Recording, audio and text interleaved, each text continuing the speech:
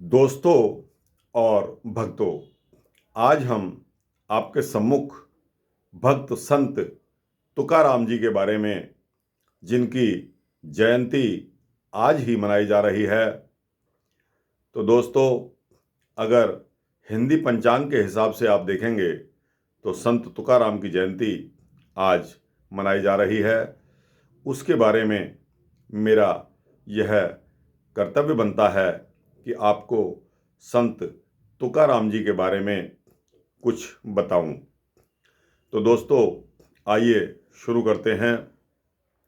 यूं तो दोस्तों, हमारे हिंदी साहित्य में संत तुकाराम जी के बारे में प्रचुर मटेरियल हमारे पास हिंदी में मौजूद नहीं है। ज़्यादा मटेरियल संत तुकाराम जी के बारे में महाराष्ट्र में मौजूद है, और वो भी मराठी भाषा में।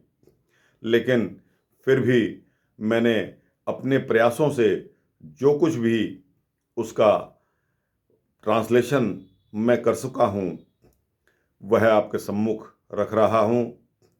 अगर भविष्य में आप लोगों ने इसकी डिमांड रखी या इसके बारे में और बहुत कुछ जानने की इच्छा आपके मन में जागृत होती है, तो निश्चय ही मैं और भी वृतांत संत तुकाराम जी के बारे में आपके लिए लेकर आऊँगा।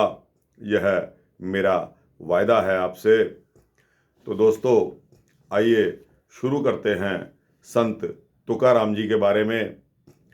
दोस्तों, संत तुकाराम जी पूना के नज़दीक देहू गांव में 1608 में पैदा हुए थे, और कई लोग इनके जन्म तिथि को 1598 भी बताते हैं। यह दो भ्रांतियां चली आ रही हैं, लेकिन 15वीं शताब्दी का अंत तो निश्चित है। यह तिथि इसी के आसपास रही होगी, जब हमारे महाराष्ट्र की धरती पर देहू, पुणे के नज़दीक की धरती पर हमारे संत तुकाराम जी का आगमन हुआ, इनका प्रादुर्भाव हुआ। दोस्तों, इनका जीवन काल 1649 1650 तक का बताया गया है। दोस्तों, संत तुकाराम महाराज को प्यार से इनके परिवारीजन तुक्का या तुकोबार्या और तुकोबा आदि नामों से भी पुकारते थे। ये हिंदू मराठी संत थे, तथा इनके संप्रदाय का नाम वरकरी संप्रदाय कहलाता है। ये भगवान कृष्ण के यानी के पांडुरंगा पंढरपुर के अनन्य भक्तों में से एक भक्त माने जाते हैं। इन्होंने अपनी पोइट्री यानी के एक भक्ति ग्रंथ अभंग की रचना की है, जो कि महाराष्ट्र में बहुत ही प्रसिद्ध मानी जाती है। दोस्तों, यह मराठी भाषा में लिखी हुई है। इनका पूरा नाम तुकाराम बोल्होबा अंबली कहा जाता है। ये कुणबी कास्ट में के अंतर्गत आते हैं। इनकी माता कनकई तथा पिता बोल्होबा अंबली के नाम से जाने जाते थे। इनके पिता व्यापार और पैसा लोगों को उधार देते थे। इसके अलावा इनके यहाँ कृषि का भी काम था, यानी कि खेती भी करते थे। इनके माता पिता विठोबा के भक्त थे, जिनको भगवान विष्णु का अवतार माना जाता है। वैष्णव परंपरा को ही ये मानते थे, उसको फॉलो करते थे, और छोटी सी आयु में ही इनके माता पिता स्वर्ग को चल बसे थे। संत तुकाराम की पत्नी राखमाबाई तथा इनके एक पुत्र भी था जिसका नाम संतू इन्होंने रखा था, परंतु इनकी पत्नी और पुत्र ने भी इनका साथ नहीं दिया और छोड़कर चले गए। इसी तरह परिवार और पासा दोनों ही तरफ से तुकाराम जी गरीब हो गए और पहाड़ियों में यानी कि सह्याद्री की पहाड़ियों में विचरण करने लगे और प्रभु भक्ति करने लगे। समय के अनुसार अकेलापन महसूस करते हुए इन्होंने एक और शादी कर ली। इनकी दूसरी पत्नी का नाम अवलाई जीजाबाई था और अपने अंतिम काल में ये इतने भक्ति भावना में लीन हो गए, सत्संग में लीन रहने लगे, गा गा कर प्रभु को रिझाते हुए दिखाई देने लगे। समाज की बुराइयों को संत तुकाराम ने उजागर किया। अपने कीर्तन और कविताओं द्वारा जो इनके ग्रंथ अभंग में दिखाई देती है, जिसको इनके समाज का विरोध भी झेलना पड़ा। इनको मंबा जी से बहुत विरोध झेलना पड़ा। मंबा जी एक मठ चलाते थे जिनका मठ इनके देहू गांव में ही था और वो अपने फॉलोवर्स और अनुयायियों के साथ संत तुकाराम का विरोध करते थे।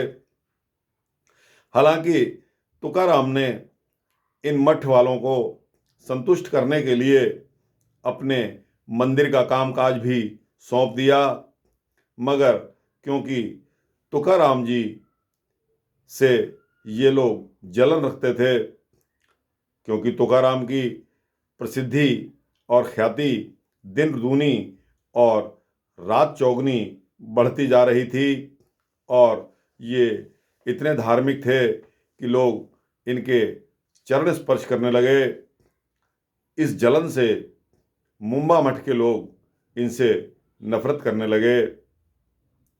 एक बार तो मुंबा जी ने इनको एक कांटेदार डंडे से इनकी पिटाई करी और गालियाँ और अपशब्द कहे, परंतु बाद में समय ने पलटी मारी और मुंबा जी ने संत तुकाराम जी की प्रशंसा करनी शुरू कर दी और स्वयं मुंबा साहब तुकाराम जी के शिष्य बन गए। तुकाराम के जीवन पर संत नामदेव, दिनायनेश्वर, कबीर साहब तथा भक्त एकनाथ की अमिट छाप दिखाई देती है। तुकाराम जी को इन संतों की वाणी का बहुत प्रभाव पड़ा। इनकी भक्ति में द्वैत यानी कि वेदांत और अद्वैत दोनों ही भावों का समन्वय मिलता है। इनके अनुसार भक्ति में विश्वास की प्रबलता का होना आवश्यक होता है। अगर विश्वास नहीं है तो वह भक्ति किसी काम की नहीं होगी। तुकाराम के अभंग का रूपांतरण और टीका करते हुए गुरुदेव रानाडे, जो निम्बल राज्य के थे, उन्होंने कहा कि सारा संसार जो कि भगवान ने बनाया है और तुका इसकी एक गोटी है जो कि इस संसार में खेल रही है। तुकाराम ने जो भी शिष्य बनाए उन शिष्यों को बनाने में तुकाराम जी ने जाति पाति का कोई भेद नहीं रखा। बहनाबाई इनकी एक शिष्या थी जो कि महिला ब्राह्मण थी, जिसने अपने पति के विरोध के बावजूद भी संत तुकाराम जी को अपना गुरु बनाया था और उनको अपना गुरु स्वीकार किया था। तो दोस्तों, अगर आप पंढरपुर जाते हैं तो वहाँ संतों की बहुत सी तस्वीरों में आपको संत तुकाराम की तस्वीर भी मिलेगी। संत तुकाराम जी, क्योंकि भक्त नामदेव के नाम से वह मंदिर है और उसके बाद जितने भी भक्तों ने वहाँ भगवान विठल को याद किया, दिल से याद किया, उनकी भक्ति की, उनको भगवान की प्राप्ति हुई, जिनमें से संत तुकाराम जी भी एक हैं। और संत तुकाराम जी का चित्रण वहाँ मंदिर में बहुत ही आकर्षक और सुंदर लगता है। दोस्तों, जब कभी आप पंढरपुर के दर्शन करें, वहाँ भक्त नामदेव का, भगवान विठल का मंदिर है। भक्त नामदेव ने किस प्रकार भगवान कृष्ण यानी कि विठल जी को प्राप्त किया था, उसी के पद चिन्हों पर चलते हुए संत तुकाराम जी को भी ईश्वर की प्राप्ति हुई। इस मंदिर की महानता अगर आप दर्शन करेंगे तो आपको स्वयं पता लग जाएगा कि इस मंदिर की इतनी महानता है कि रोज़ाना वहाँ भंडारे चलते रहते हैं और इतनी भीड़ लगती है कि दर्शन करने की लाइन में भी आपको कम से कम 20 मिनट और आधा घंटा का समय चाहिए। तो दोस्तों, यह था संत तुकाराम जी के बारे में वृतांत। दोस्तों, इस तरह ही संतों भक्तों का आप गुणगान करते रहिए। यही भक्ति है, यही परोपकार है। जब कभी आप किसी भी स्थान से गुज़र रहे हों या आपको पता लगे कि अमुक स्थान पर फलाने फलाने महापुरुष का प्रादुर्भाव हुआ, आप समय निकालकर वहाँ दर्शन अवश्य करिए, आपका भी जीवन सफल हो जाएगा। दोस्तों, पर्यटन की दुनिया में और कुछ नहीं रखा।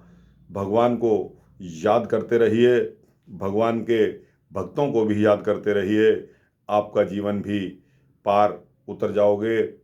और इसी प्रकार के वृतांतों को देखने के लिए दोस्तों, अगर आपने मेरा चैनल सब्सक्राइब नहीं किया है तो कृपया अब कर सकते हैं। मेरे चैनल पर आपको धार्मिक वृतांतों की भरमार मिलेगी। जब कभी भी आपका मन चाहे, मेरे चैनल से किसी भी तरह का धार्मिक वृतांत आप सुन सकते हैं। तो दोस्तों, अच्छा लगे तो इसको लाइक और शेयर अपने जैसे अपने ही मित्रों को करना ना भूलें। दोस्तों, इतनी ही प्रार्थना है। धन्यवाद। जय बंसी वाले की, जय भगवान विठल।